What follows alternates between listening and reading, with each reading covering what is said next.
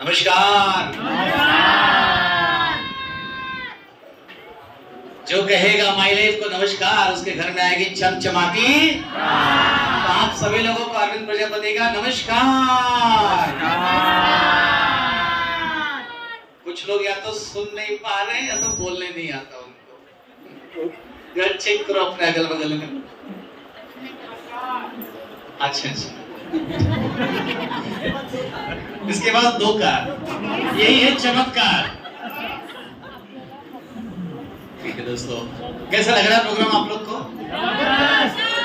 Okay, देखिए अभी भी शिकायत वहीं पर है, या तो आप सुन नहीं पा रहे हैं या तो समझ में नहीं आ रहा है। मेरा सवाल बिल्कुल सिंपल है, आपको मजा आ रहा है? ओके, तो चिल्ला क्यों रहे हो? अच्छा, आवाज सुन के। मेरा नाम अरविंद प्रजापति है और इस माई लाइफस्टाइल बिजनेस के अंदर ये 13 अगस्त को मैं 10 साल कंप्लीट करने वाला हूँ।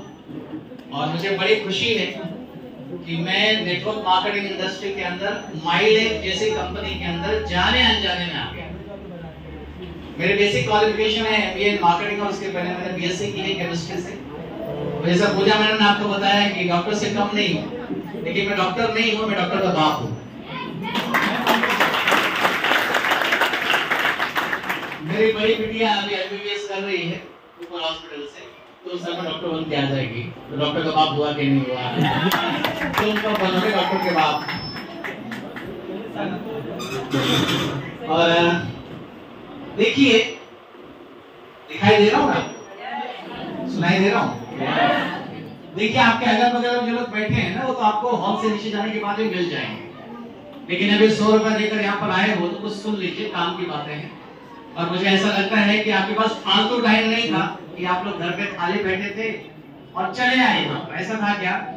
आप भी बहुत बिजी हैं अपनी जिंदगी के अंदर, कुछ ना कुछ कर ही रहे हैं सवेरे से लेके शाम तक। थोड़ी आवाज यहाँ पर कम हो गई। सवेरे से लेके शाम तक कर ही रहे हैं कहीं ना कहीं।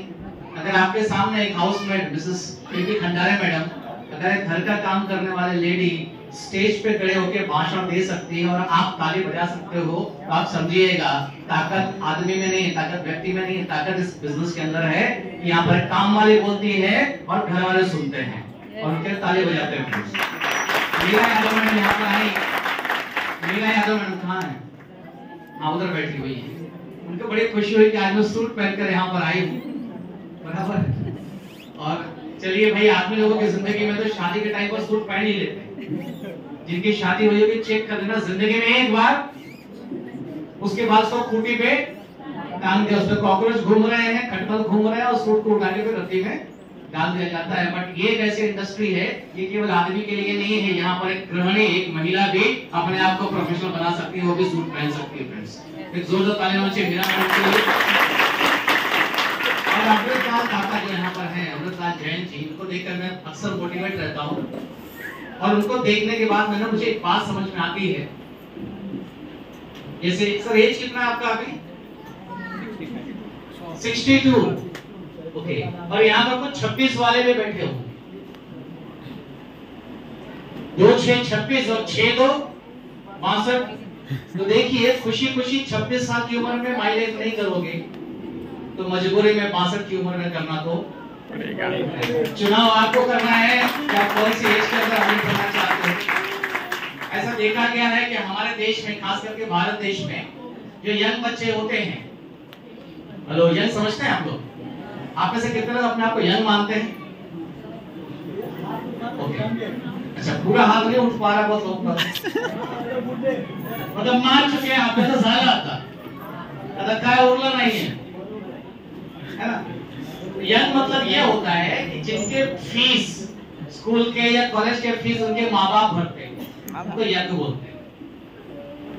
और जो माँ बाप अपने बच्चों के भरोसे बैठते हैं उनको ओल्ड बोलते हैं।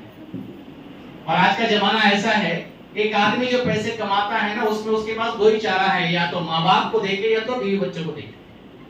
हेलो, जो कमा रहे होंगे उनको पता होगा। पर ऐसे में अक्सर आदमी कॉल लेता है कि पहले भविष्य को देखा जाए, माँ बाप तो अपने आप को भी संभाल लेंगे। और जब माँ बाप से पूछता है कि पापा मम्मी आपको कुछ चाहिए क्या, तो बोलते नहीं बेटा तू सुखी रहे बस। माँ बाप को भी मालूम है कि इससे कुछ होने वाला तो नहीं, तो इसको बोल के क्या मतलब है। ऐसी अपनी जिंदगी में थी फ्रेंड्स। फार्मास्यूटिकल में जॉब किया करता था, 3,500 रुपए की नौकरी से स्टार्ट किया था, और जब मैंने जॉब रिजाइन किया तो सैलरी थे 45,000।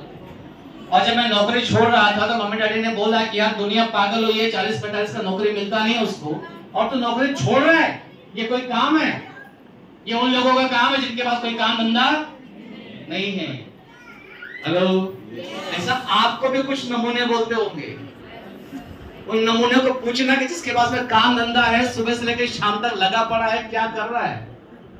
बच्चे का फीस बाकी, बिजली का बिल बाकी, माँ बाप के सपने बाकी, जिसको नानी बनाकर लाया था उसको नौकरानी बना के सुबह से लेकर शाम तक काम पे लगा के बैठा है और बोलता है कि मैं बिजी हूं। गलती उसकी नहीं है दोस्तों। जिस संगत में हम उठते बैठते हैं और जिस संगत के अंदर हमें केवल वही जिंदगी जीने के लिए प्रेरित किया जाता है, उस गलती उस संगत की है।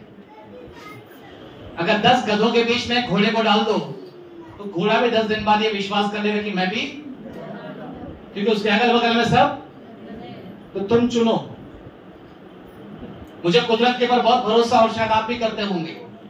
आप में से कितने लोग ऐसे हैं जो खेती में काम किए हैं या जिनके पास खेत है, देखे हैं कभी पर? अगर आपने जमीन में 1 किलो बीज डाला है तो कितना किलो उगता है? 1 ही किलो कि आधा किलो? ज्यादा। कितना ज्यादा? बहुत ज्यादा। आपने डाला कितना? 1 किलो। उगा कितना? बहुत ज्यादा। 1 किलो से कई गुना ज्यादा उगा है। ये कहां से आया? लेकिन आप समझदार होते, उसे 1 किलो अनाज को आप कुकर में डालिए, कितना उगेगा? और उस कुकर में डले हुए अनाज को आप खा के खत्म कर दीजिए, कितना दिन चला? ठीक उसी तरीके से हमारी जिंदगी है दोस्तों। एक छोटा आम का बीज होता है, हम लोग आम खाते हैं ना? आवाज नहीं है?